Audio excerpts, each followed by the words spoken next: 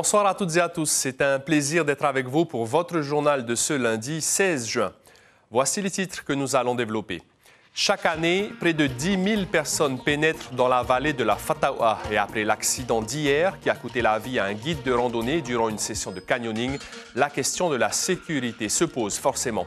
Coefficient 8 pour les filières générales, 4 pour les filières technologiques. L'épreuve de philosophie a inauguré la session du baccalauréat des terminales.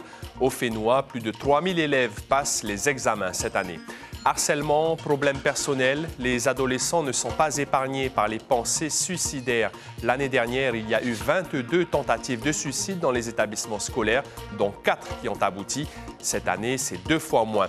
Comment se porte l'agriculture au Fénois? C'est plutôt moyen, car ces dernières années, il y a de moins en moins d'agriculteurs, donc moins de production. Par exemple, plus de la moitié des légumes vendus en rayon sont importés. Nous ferons le point sur le secteur agricole au Fénois, ses ambitions et ses faiblesses avec Suliane Favnek dans notre décryptage. Les deux pirogues Hokulea et Hikianalia passent la zone de convergence intertropicale d'Équateur et sont à plus de la moitié de leur voyage vers le Fénois. Les conditions météo sont plutôt instables. Vous le verrez à la fin de cette édition. Merci d'être avec nous. C'est le drame de ce week-end passé. Un homme de 37 ans, guide de randonnée, a trouvé la mort hier dans la vallée de la Fatawa. Il pratiquait du canyoning, une activité en plein air qui comprend notamment de la descente en rappel ou de l'escalade. Une pratique bien encadrée et autorisée dans cette zone montagneuse. La sécurité est donc cruciale. Malheureusement, les accidents ne sont pas toujours évitables. Reportage au cœur de la vallée avec Mélissa Chang et Marcel Bonneau. Le drame d'hier n'a pas découragé de nouveaux randonneurs d'emprunter le sentier de la vallée de la Fatawa. Moi, ça me fait pas peur. On s'est posé la question ce matin, mais a priori, c'était plus du canyoning. Nous, c'est pas ce qu'on va faire, donc on est plutôt confiants. Risque de chute de pierre, couler debout en cas de mauvais temps, chasse et cueillette interdite, les règles de sécurité sont placardées dès l'entrée de la vallée. Selon la mairie, près de 10 000 personnes sillonnent ces chemins chaque année. Il leur est demandé d'être vigilants pendant leur balade. Nous, on est des matouatois, on ne va pas dans des endroits dangereux. Donc on fait la marche là où il y a la route, on ne va pas crapahuter dans la montagne. Après, ceux qui vont crapahuter dans la montagne, ils sont habitués à faire ça. Mais il y a toujours des accidents, il y aura toujours des accidents. Même nous, en marchant comme ça, en marchant sur la route, tu peux tomber tout seul comme ça, il peut y avoir un accident. Véritable joyau de verdure entre Papeete et Pirée, la Fatawa est facilement praticable sur 3 km avant de devenir plus escarpée. Ce lieu, préservé tant pour son eau que pour sa faune, est très apprécié des habitants. Je viens souvent parce que c'est un coin sympa, c'est près de la ville, c'est très vert et c'est vrai que pour courir, c'est très agréable. On a la rivière, la nature, c'est vraiment chouette. Après 6 mois de travaux de sécurisation des flancs de montagne, la vallée est réouverte au public depuis 2 semaines. Pourtant, suite à l'accident d'hier, la mairie de Papeete songe à limiter les accès pour les sports extrêmes. Le canyoning, c'est sportif, c'est particulier. Je pense que même si la personne qui est la victime d'hier, c'est un professionnel du canyoning, mais ça n'a pas empêché qu'il puisse avoir un accident. L'installation d'une antenne réseau au cœur de la vallée est actuellement en projet. Elle facilitera l'appel aux services de secours en cas d'accident. C'est parti pour les épreuves du baccalauréat pour les filières générales et technologiques. La traditionnelle épreuve de philosophie a ouvert le bal ce lundi pour les élèves de terminale de Polynésie et de la France. Près de 3200 candidats au Fénois sont inscrits cette année. Touraourou Guérard, Teivaribé. Dernier coup d'œil aux fiches de révision avant le début de l'épreuve. 4 heures d'examen sont prévues pour cette matière à fort coefficient, 8 pour la série générale et 4 pour la série technologique. Ce matin, beaucoup se dirigeaient vers leur salle, la boule au ventre. Un peu stressé, mais ça va. Tu t'es bien préparé? Ouais, ça va. Qu'est-ce que tu as plus révisé? La liberté, que quelques notions qui peuvent souvent revenir au bac. Je suis confiant. C'est une matière que tu as beaucoup révisée? Sans mentir, non. Mais j'ai essayé. À quelques minutes de l'épreuve, les professeurs et surveillants rappellent les consignes avant le top départ à 7h30. Les candidats ont le choix entre 3 sujets, 2 dissertations ou un commentaire de texte. Je vérifie que les élèves ont bien leur convocation, leur pièce d'identité pour pouvoir autoriser la composition. Au lycée Diadème, 320 élèves étaient répartis dans une vingtaine de salles. Parmi eux, quelques profils atypiques comme Timéry, candidate libre. Elle fait son retour sur les bancs de l'école avec un objectif clair, décrocher un BTS gestion des PME après le bac. J'ai confiance en moi. Mon mari m'encourage ainsi que mes 2 garçons. Ils sont d'abord surpris parce qu'il y a un qui continue son école, il est en seconde. Et sinon, il est content, il sait que maman a un projet. La vérité, l'art, la religion ou encore la raison, la philosophie a une fois de plus fait réfléchir. À la sortie de l'épreuve, soulagement et satisfaction se lisaient sur les visages. Je suis très contente, satisfaite de ce que j'ai fait en classe. Il y a une qui avait dit que la vérité est passée l'année dernière. Je me suis dit, j'espère que ça va passer encore et voilà, je suis tombée dessus. Avec le prof qu'on a eu cette année, c'était compliqué. Je ne m'attendais pas trop à ce genre de questions, mais ouais, ça le fait. Reste à passer les épreuves de spécialité qui se dérouleront demain, sans oublier le grand oral la semaine prochaine. La gendarmerie nationale a mené au Fénois durant ces 2 dernières semaines une vaste opération anti-stupéfiants baptisée Mat'eirorof'ei. L'objectif, cibler l'ensemble des acteurs du trafic, producteurs, revendeurs et consommateurs en les harcelant par des contrôles fréquents au point de deal ou sur la voie publique. 200 opérations ont été menées, plus de 2800 pieds de cannabis ont été détruits, 2,5 kg de paca conditionnés ont été saisis pour plus de 200 personnes mises en cause, dont 34 placées en garde à vue. La santé mentale des 12-18 ans inquiète les autorités publiques. Cela a même fait l'objet d'une question orale au ministre de l'Éducation la semaine dernière à l'Assemblée. Le pays souhaite accélérer les mesures de prévention. Lucille Guichet, Mirko Vanfo. Au collège ou au lycée, combien de jeunes en souffrance dans le plus grand silence? Sensibilisation en classe, psychologue scolaire, élèves sentinelles, plusieurs dispositifs permettent de prévenir les passages à l'acte, à condition de réussir à parler de son mal-être. Moi, je dirais souvent les moqueries, mais sinon, c'est souvent des problèmes personnels émis par les élèves et aussi des problèmes, par exemple, aux situations amoureuses, relationnelles aussi. Donc peut-être des fois par rapport aussi aux profs. L'éloignement avec sa famille, ça rend plus difficile la communication et le fait d'en parler avec ses problèmes. L'année dernière, 22 tentatives de suicide et 4 abouties ont eu lieu au sein des établissements scolaires. Cette année, c'est 2 fois moins. Une bonne nouvelle pour l'association SOS Suicide. Elle réalise une vingtaine d'interventions chaque année dans les classes, à la demande des enseignants. S'exprimer au lieu de garder, parce que de garder ces émotions négatives permettent à ces jeunes d'être mal et de chercher des solutions, et souvent c'est des mauvaises solutions par rapport tout de suite, tu es nul, la perte de confiance en soi, l'estime de soi, et donc tout de suite on pense vraiment mettre fin à leur vie. Côté pays, le schéma directeur de la jeunesse 2025-2035 vise à agir sur le bien-être psychique et émotionnel des jeunes. Plusieurs projets doivent être présentés cette semaine en comité de pilotage. En 2023, elle n'a rapporté que 2,18 milliards de francs sur les 200 milliards de recettes du pays, soit à peine 1%. La TDL, la taxe de développement local, est un dispositif qui fonctionne à l'aveugle, d'après la Chambre territoriale des comptes. Elle a fait l'objet d'une enquête. Son impact sur les prix et l'emploi reste inconnu, faute d'études macroéconomiques. La CTC a donc formulé 6 recommandations, comme évaluer dès 2025 les effets réels de la taxe, limiter la durée d'application ou encore réduire le nombre de taux. Il sera notamment question de la TDL demain matin dans l'invité café. Le président du pays, Moetai Broderson, viendra aussi parler du bilan de l'UNOC, de la réforme du mode de scrutin des territoriales ou encore de la commission parlementaire sur les essais nucléaires en Polynésie. Après Vai-Été, Te Papeora no Pop-Été, la commune de Bora Bora a aussi choisi un nom pour l'eau qu'elle distribue dans les robinets. Et ce sera Vai-Tehi, l'eau de Bora Bora. Depuis plus de 30 ans, la perle du Pacifique délivre à sa population une eau 100% potable, recueillie grâce à 18 forages souterrains et 2 usines d'osmose inverse. Une campagne de communication est lancée auprès des habitants, des scolaires, des visiteurs et des professionnels.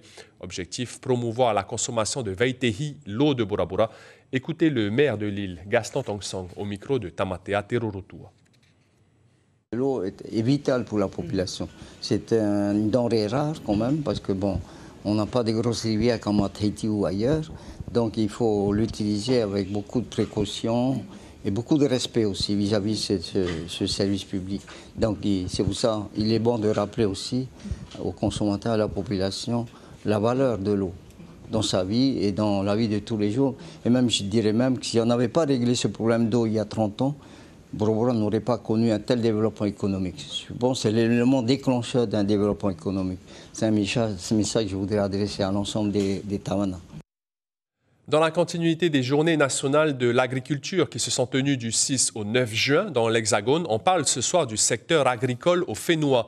Le relancer fait partie des grands chantiers du pays. En 2021, la Polynésie française a adopté un schéma directeur pour guider sa politique agricole jusqu'en 2030, avec cet objectif de produire plus, mieux et surtout local.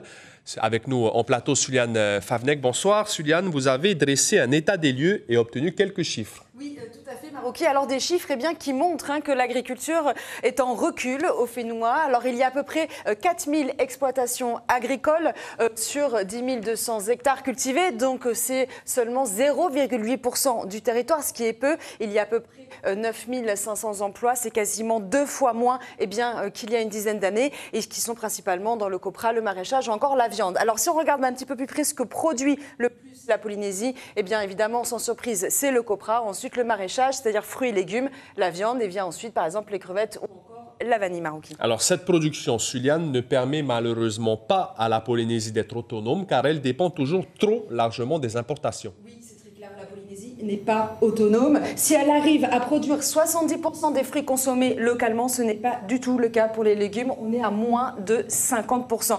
Donc en fait, la Polynésie dépense par mois 400 millions de francs dans les importations agroalimentaires. C'est pourquoi le pays tient à redonner toute sa place à la terre. C'était le cas du gouvernement précédent, c'est le cas du gouvernement actuel. Il y a donc un schéma directeur 2021-2030.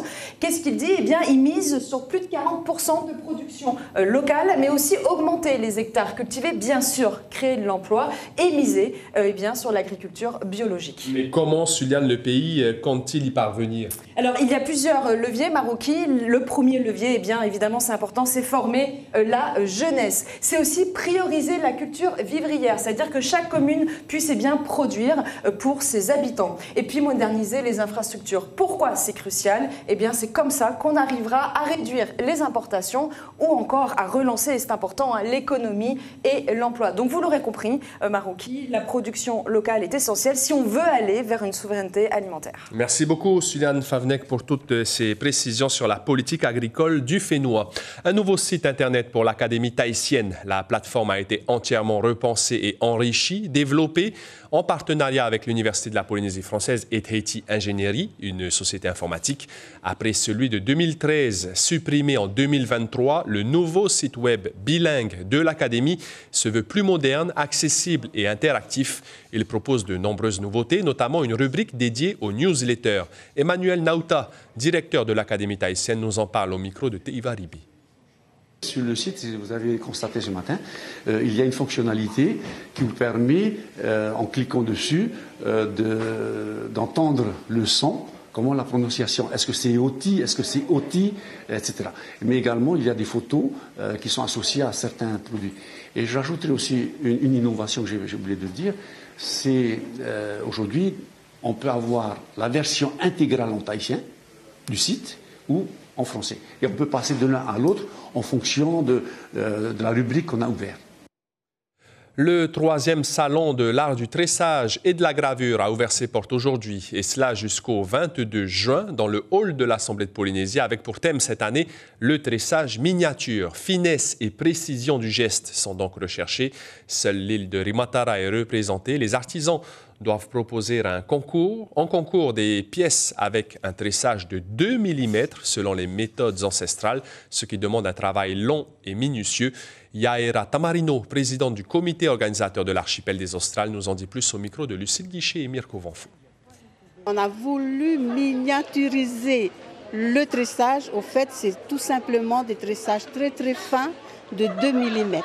Voilà, c'est ça l'objectif qu'on veut atteindre, que les artisans de la fédération puissent arriver à faire revivre le tressage de l'époque des mamas, parce qu'il y a une beauté encore plus grande quand c'est plus fin. Donc c'est ça qu'on voulait, qu'on a mis le tressage fin, miniaturisé, voilà. À l'heure où je vous parle, Hokulea et Hikianalia passent la zone de convergence intertropicale d'Équateur et sont à plus de la moitié de leur voyage vers le Fénois. Ces derniers jours, les deux équipages ont fait l'expérience de la zone de convergence intertropicale qui sépare les systèmes météorologiques des deux hémisphères, le nord et le sud, une zone qui peut s'avérer difficile. Le reportage de Matei Toutabe. La zone de convergence intertropicale, située au-dessus de l'équateur, est une zone instable qui se caractérise par une importante couverture nuageuse. Elle est appréhendée par tous les marins. Certains membres d'équipage traversaient le poteau noir pour la première fois. C'est une zone où les alizés du nord et du sud convergent et peuvent créer des grains avec des vents violents et des tempêtes. Nous en avons vu quelques-uns. Parfois, nous avons aussi fait de l'expérience de zones sans vent. Mais nos enseignants, Bruce, Neinoa et Archie, nous ont bien préparés à cette étape. Véritable classe à ciel ouvert, les pirogues permettent aux membres d'équipage d'être au plus près des éléments.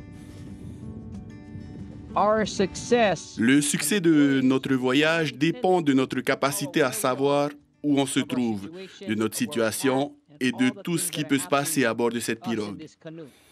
Nous allons affiner notre lecture des vagues, des étoiles, reconnaître les étoiles méridiennes et même sentir la différence de température.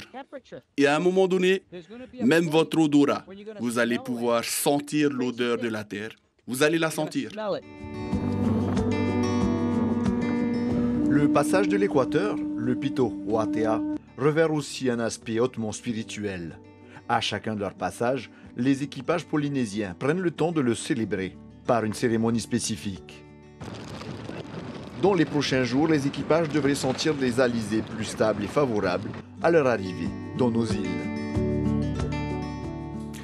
L'information principale de ce lundi 16 juin, ce sont les conséquences de la mort d'un guide de randonnée hier dans la vallée de la Fataua pendant une session de canyoning. Aujourd'hui, le sentier est resté ouvert, mais la mairie de Papeete songe à limiter l'accès aux sports extrêmes. L'installation d'une antenne réseau au cœur de la vallée est aussi en projet pour avertir facilement les secours en cas d'incident. L'actualité sur notre site Internet, c'est notamment Raoumata Tetuanui qui a décroché son master en études culturelles, langue, culture et société en Océanie. La jeune chanteuse de 23 ans a notamment consacré son mémoire de recherche au chant outé d'hier et d'aujourd'hui. Elle a obtenu la mention très bien avec un 18 sur 20. Sur vos écrans, ce soir, après ce journal, Brokenwood Mysteries, puis le film La conspiration du Caire. C'est la fin de ce journal. Merci de votre fidélité. Passez une très belle soirée. À demain et prenez bien soin de vous.